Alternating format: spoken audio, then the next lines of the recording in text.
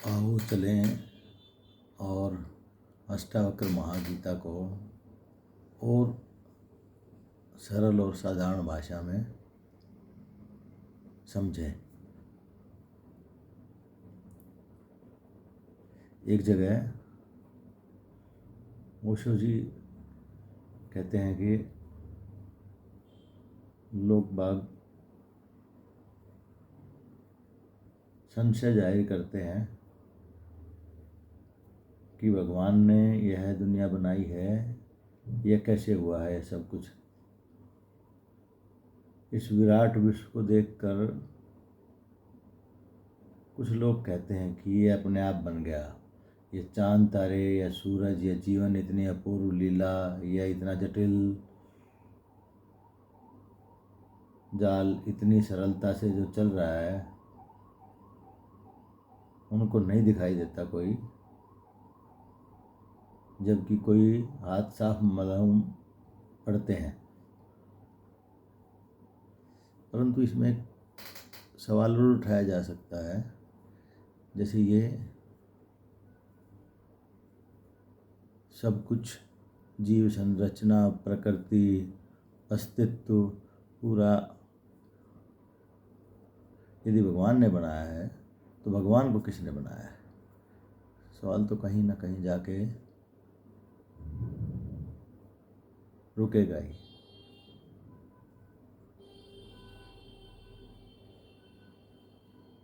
इसलिए ये बहुत गहरा कुछ नहीं है कि ये सारा अस्तित्व, ये सारी कुदरत, ये कायनात, ये ग्रह संरचना, ये जीव संरचना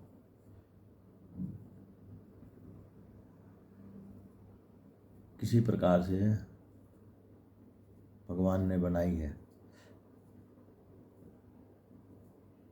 सही कहूँ तो जिस प्रकार के भगवान अल्लाह गॉड की हम कल्पना किए बैठे हैं, उस प्रकार का कोई भगवान अल्लाह गॉड कभी हुआ ही नहीं। ये तो मात्र पंडितों मौलवियों द्वारा अपनी दुकान चलाने का, अपनी रोजी रोटी चलाने का एक माध्यम है।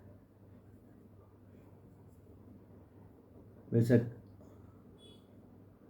ओशो कहते हैं, कौन कहता है कि तुम सब कुछ नहीं जानते हो, मगर दो चार बातें प्राचीनों को भी मालूम थी। मसलन वे जानते थे कि पावन पुष्प एकांत में खिलता है। इस शुरुआत के हिसाब से बहुत सही कुछ बात कहा जा सकता है। शुरुआत के हिसाब से ये कुछ ठीक जच सकती है, लेकिन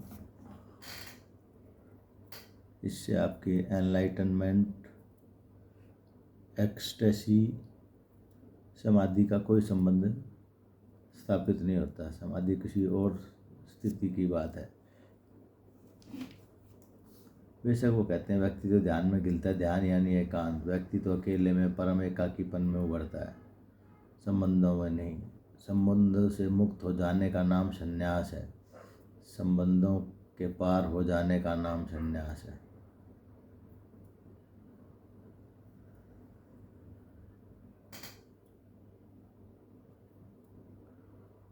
हमें तो अभी यह पता नहीं कि मैं कौन हूँ, मैं क्या है।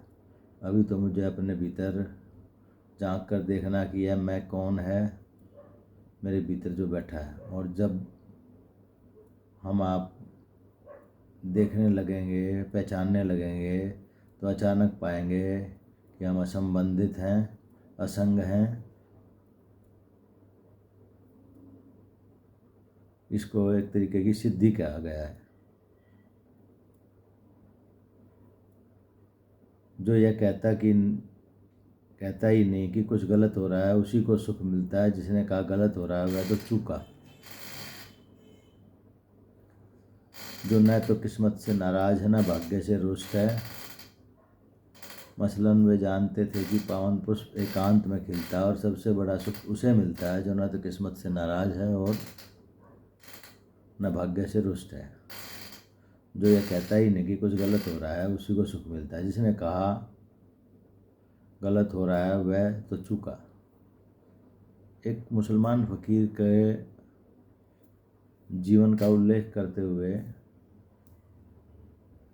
ओशो जी ने बताया है कि कोई व्यक्ति कहीं मेहमान हुआ, साथ में कोई मुसलमान फ़कीर भी था, कोई फ़कीर भी था, कोई भी किसी प्रकार का था। सुबह दोनों पूजा करने बैठे, नमाज करने बैठे। वह आदमी उस स्थान में नया नया था, परदेसी था उस गांव में। वह किसी गलत दिशा में मुँह करके बैठ गया। काबा की तरफ मुँह होना चाहिए, मक्का की तरफ होना चाहिए नमाज के वक्त। वह गलत दिशा में मुँह करके बैठ गया और जब आदमी ने आंखें खोली तो फ़कीर को, उस व्यक्ति को दूसरी दिशा में मुँह किए नमाज पढ़ते देखा। तो वह बहुत ही घबराया और उसे लगा कि बहुत बड़ी भूल हो गई है। वह फ़कीर से नमाज करने बैठा, जब पहले बैठा था तो देख नहीं पाया कि ठीक दिशा क्या हो सकती है। जब फ़कीर नमाज से उठा तो उसने कहा, महानुभाव, आप तो मेरे बाद ध्यान करने बैठे, आपने तो देख लिया होगा कि मैं गलत दिशा में ध्यान कर रहा हूँ, मुझे कहा क्यों नहीं, मुझसे गलती क्यों हो जाने दी। वह फ़कीर हंसने लगा। उसने कहा, हमने गलती देखना ही छोड़ दी, अब जो होता है ठीक होता है। हम अपनी गलती नहीं देखते तो तेरी गलती हम क्या देखेंगे। गलती देखना छोड़ दी और जब से गलती देखना छोड़ी तब से हम बड़े सुखी हैं।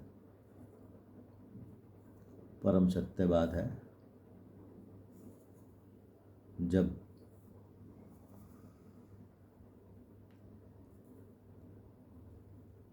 ज्ञान के चक्षु खुलेंगे, सत्य का पता लगेगा, सत्य ज्ञान का पता लगेगा, बीइंग का, आत्म का, हु एम आई, मैं कौन हूँ, मैं क्या है, जिसे मैं कह रहा हूँ, ये मैं क्या है। इसका जिस दिन भी अनुभव होगा, इसका बोध होगा, इसका खुलासा होगा, तो निश्चित ही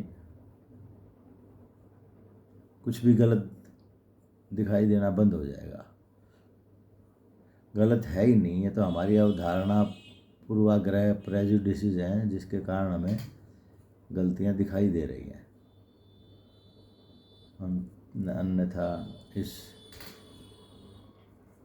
तथाता, अस्मिता, अस्तित्व में कुछ भी गलत ना हुआ है, ना होगा, ना हो रहा है।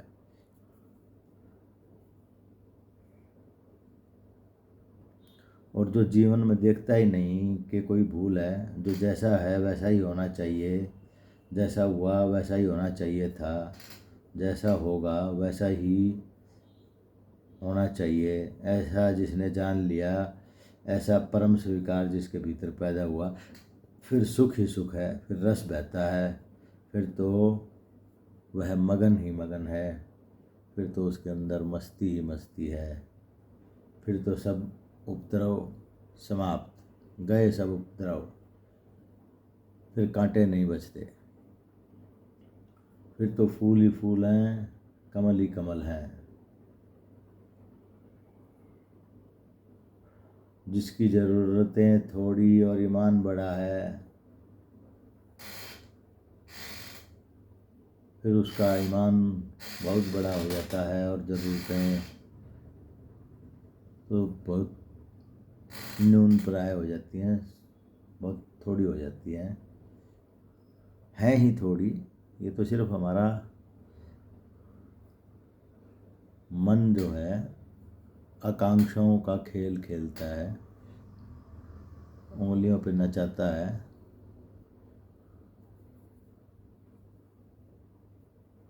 जिसके फलस्वरूप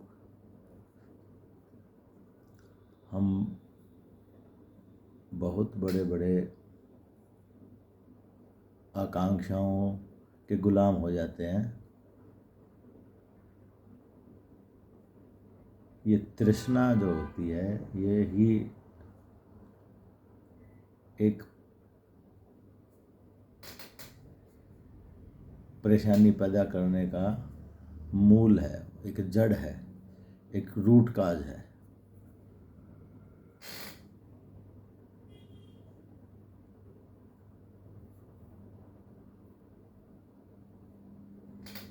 कुछ तो पुराने लोगों को भी बहुत कुछ पता था।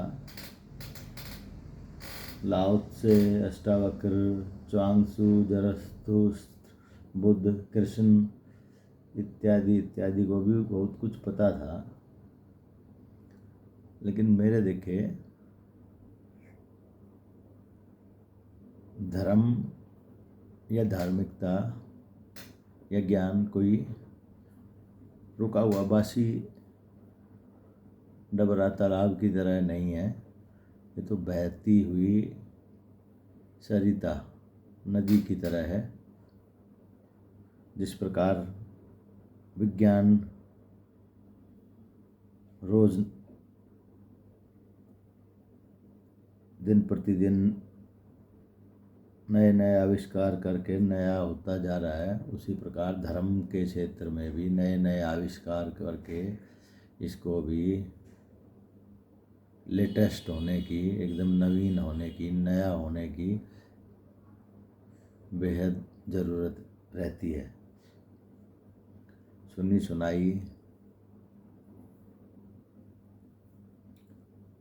दूसरों के से ली गई उधार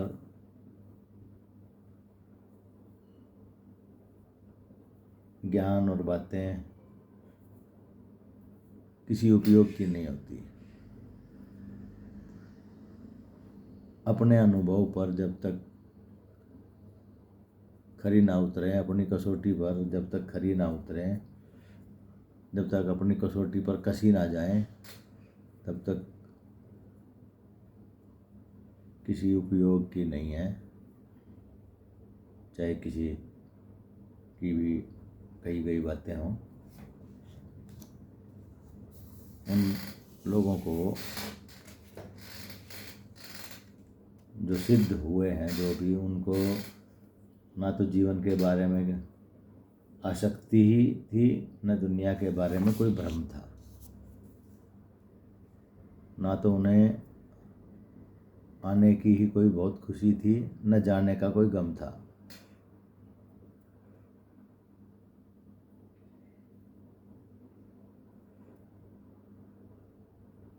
जो शास्त्र होते हैं वे परंपरावादी हो जाते हैं।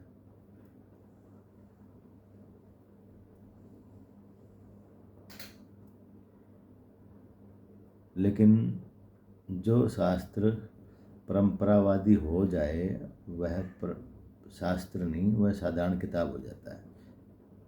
शास्त्र तो आग है, आग होना चाहिए जो सब चीज़ जला दे, दग्ध बीज, आपके ईगो के बीज को नष्ट कर दे, समाप्त कर दे।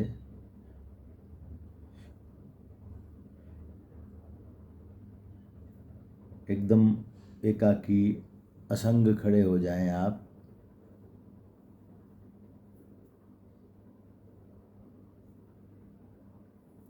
तो शास्त्र सार्थक हुआ।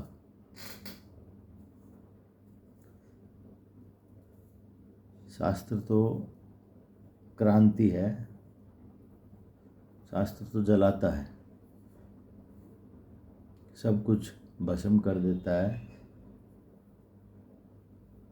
जो भी निरर्थक हम पकड़े हुए हैं वह सब जल जाता है, और जो वास्तविक सार्थक है वह बच जाता है। उसे ही बचना चाहिए, और जो बच जाता है वही सही मायने में कुंदन कह लो, शुद्ध स्वर्ण कह लो, सिद्धि कह लो, होता है।